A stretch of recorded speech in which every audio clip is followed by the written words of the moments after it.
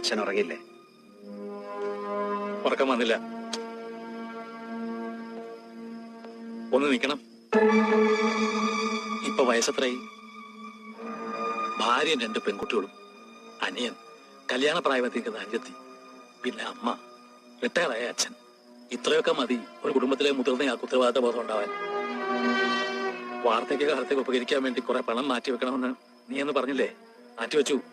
അതിൽ നിന്ന് എടുത്തിട്ടാ ഇന്ന് കോടതി കൊണ്ട് പണം കിട്ടിയത്. ഇനി ഇതുപോലെ എടുത്തു തരാൻ എന്റെ ഒന്നുമില്ല. അച്ഛാ, ഒന്നും മനഃപൂർവ്വം അല്ലല്ലോ. ഒരു സുഹൃത്തിന് വേണ്ടി ഞാൻ... അറിയാം, സുഹൃത്തുക്കൾക്കും നാട്ടുകാർക്കും വേണ്ടി ഒന്നും ചെയ്യരുതെന്നല്ല. പക്ഷെ ഒന്നുണ്ട്, കുടുംബം. സമൂഹം എത്ര ഉയർത്തി പറഞ്ഞാലും അവനവന്റെ കുടുംബത്തിലുള്ളവര് കൊള്ളരുതാത്തവനാണെന്ന് പറഞ്ഞാൽ അതോടെ തീർന്നു അയാള്. ഇത് ഒരച്ഛന്റെ ഉപദേശമായിട്ട് എടുക്കണ്ട, സുഹൃത്ത് പറഞ്ഞു വിചാരിച്ചാൽ മതി.